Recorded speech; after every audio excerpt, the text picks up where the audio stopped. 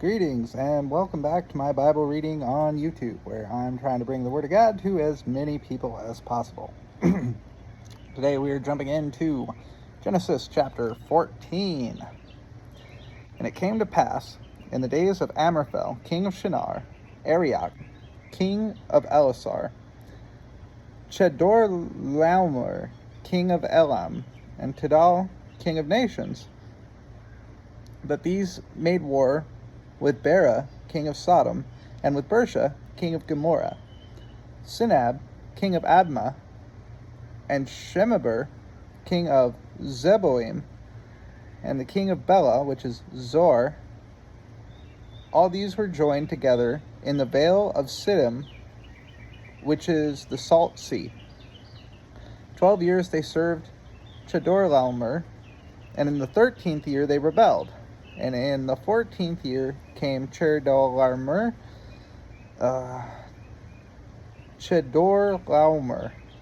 and the kings that were with him, and smote the Rephaims and the Ashtaroth, smote the Rephaims in Ashtaroth, Karnaim, and the Zuzims in Ham, and the Emmins in Shabba Kiriathim, and the Horites in their Mount Seir, unto El Paran, which is by the wilderness.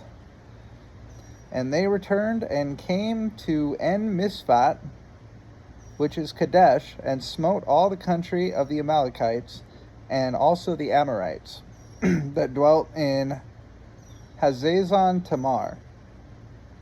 And there went out the king of Sodom, and the king of Gomorrah, and the king of Admah, and the king of Zeboim, and the king of Bela, the same is Zor, and they joined battle with them in the vale of Siddim. When Chedorlaomer, the king of Elam, and with Tidal king of nations, and Amraphel, king of Shinar, and Arioch, king of Elasar, 4 kings with 5, and the vale of Siddim was full of slime pits, and the king of Sodom and Gomorrah fled and fell there, and they that remained fled to the mountains. And they took all the gods of Sodom and Gomorrah and all their victuals, and went their way.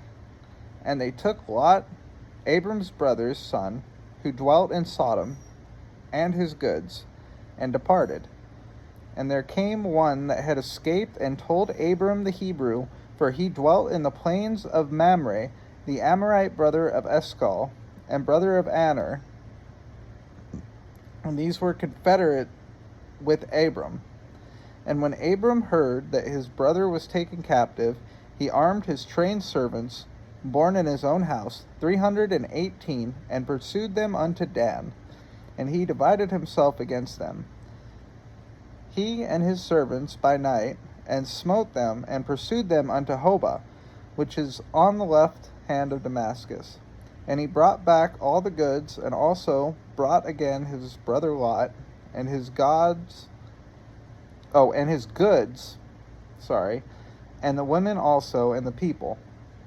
And the king of Sodom went out to meet him after his return from the slaughter of Chedorlaomer, and the kings that were with him at the valley of Shaveh, which is the king's dale.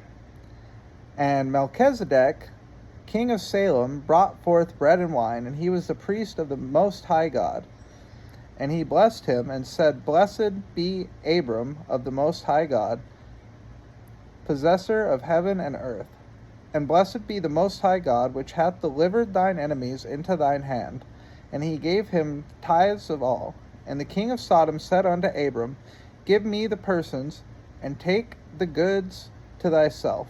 And Abram said to the king of Sodom, I have lifted up mine hand unto the Lord, the Most High God, the possessor of heaven and earth, that I will not take from a thread even to a shoe latchet, and that I will not take anything that is thine, lest thou shouldest say, I have made Abram rich, save only that which the young men have eaten, and the portion of the men which went with me, Aner, Eshcol, and Mamre. Let them take no portion. All right, so, every time you read the Bible, I feel like things stick out to you more. And I feel like things are in there that I just don't remember. Like, I've read Genesis dozens of times, and somehow, I don't know if I just lose focus at this chapter, but man, maybe it's the names that make my brain turn off, but man, that's hard to read. Those names are hard to pronounce.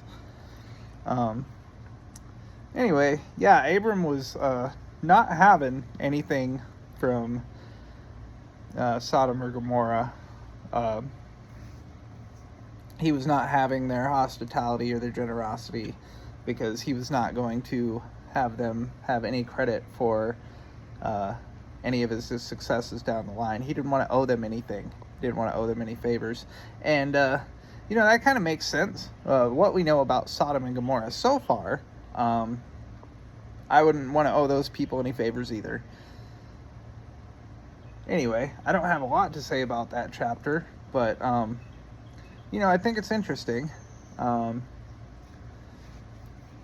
It's an interesting reading Genesis because, it's so condensed, and, like, a lot of these events, they're taking place, like, thousands of years apart, right? So, between Genesis 1 and this, you're talking, biblical scholars have all sorts of different estimates, but I tend to think that the higher ones are more accurate, that it's 10, 20, 30,000 years ago, that some of these things happened, and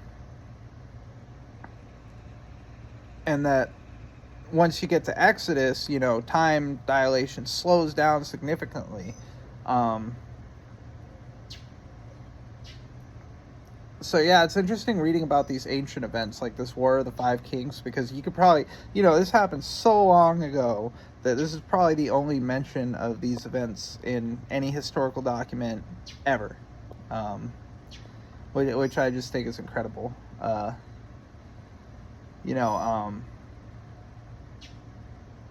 Yeah, there'll be no archaeological evidence of these battles.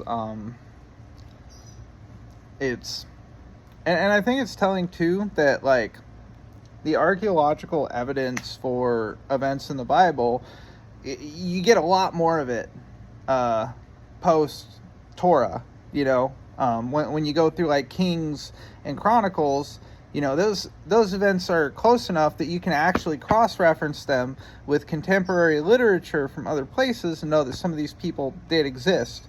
But once you get down to, like, Genesis and Exodus and the Jews being brought out of Egypt, all those events happened so long ago that there's not a significant amount of archaeological evidence, and there's definitely no contemporary documents to cross-reference.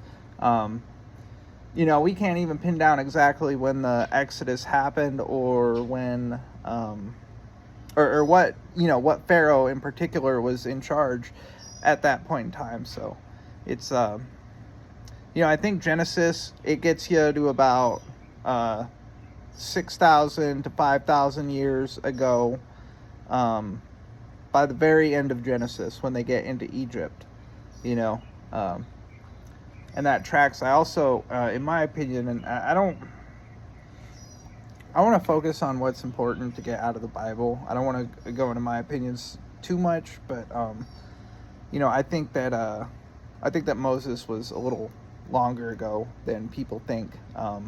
So people like to date him at like 1500 in a conservative estimate, and like 2500 in a liberal estimate, but I think he was more around 4 to 5,000 BC, just due to the lack of information about the Israelites being in Egypt. Anyway, I hope that everybody has a blessed day.